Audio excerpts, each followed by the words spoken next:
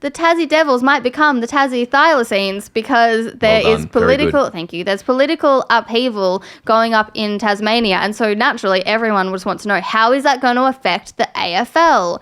But it is a very big talking point that the stadium is in jeopardy, which means the Tassie team is also in jeopardy. And there's a lot of concern and worry going on around it. The leader of the opposition has reaffirmed Labor's support of the stadium, but if there is an election, you can pretty much guarantee that one of the biggest questions and talking points will be to the public, do you support a new stadium at Macquarie Point? So you can imagine there's just a lot of anxiety going on at everyone at AFL Tasmania.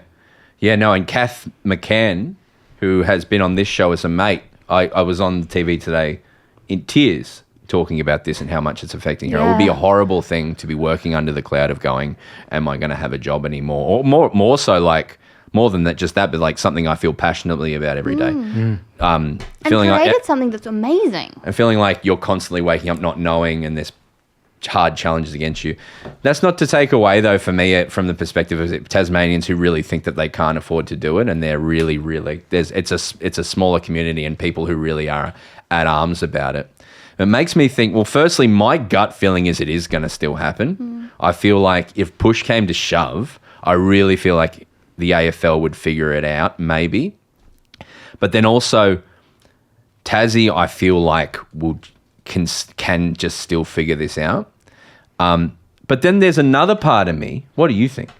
I think it's very difficult because I agree. If any Tasmanian thinks we can't afford to build this stadium, then I go, well, you know it better than me. You're living there. It's your Did you see they're going to do a bridge thing, by the way? Yeah, but my other response is I do feel like if you look at the Suns and what they've done for Queensland football and tourism, and I do think that if they build the stadium, they'll make the money back in tourism and jobs and stuff in a very small amount of time is my other gut. So it's hard.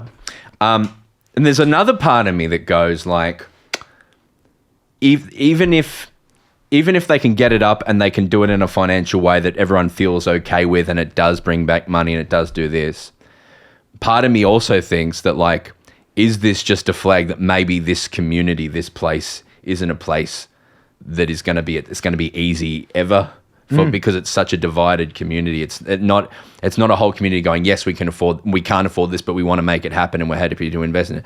But the community doesn't feel like, from over here, doesn't feel like on the whole it's like, yeah, we are really, like, is this going to be something that just maybe they're just a community who, even though a large proportion do want it, maybe they're not the community, like the state's not that can't have it. I thought of them as like a Geelong where they're going to lock in and it's going to be the thing, but maybe that's a really bad analogy for me. But the other side of me, maybe it'll just work, and then when they get through it, it feels like the cool thing to say today across all media things is it's not happening, it's fallen apart, it's all dead. But it needs to pass 2 houses. This thing has to happen. I feel like also I've been through the whole election thing where they put this forward, that it queued an election, the election happened, a minority government was formed, I believe, I'm talking out of my ass now, and that minority government supported the stadium. As you've said also, as does the opposition.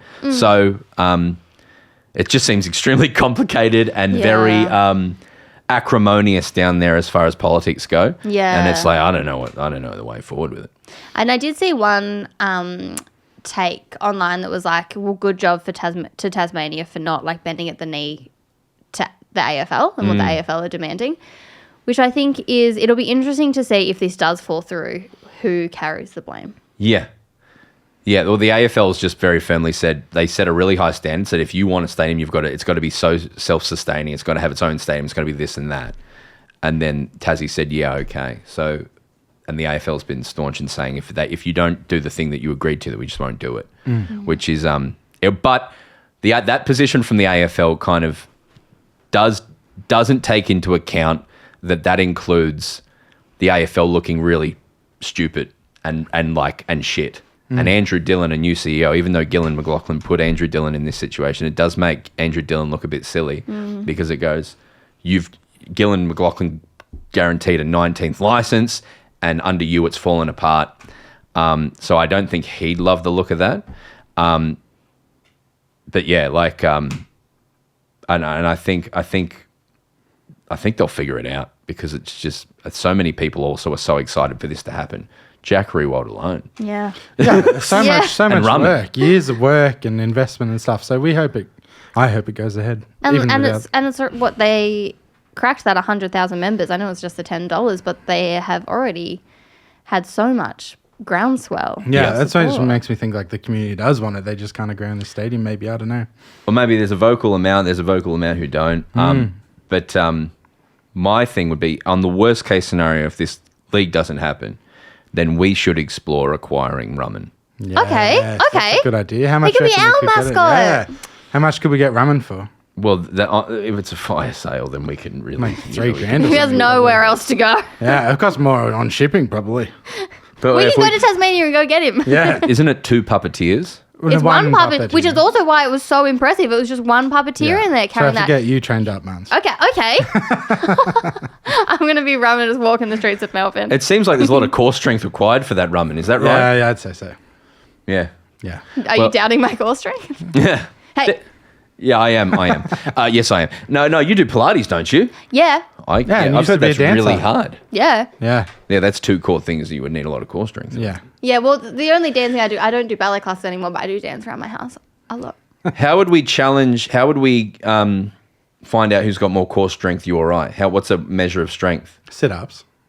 That's not core strength. That's just abs. Core strength Isn't is it? like everything. Well, because Part of it is you've your got like abs. your obliques as well as like your side abs. Yeah, and yeah. There's lots of different. You could lift my child. That takes core. Hell yeah. Okay. Lift Yeah, my son from but top Broden's got to bigger arms than me. Yeah, not that's fair. true. Guilty.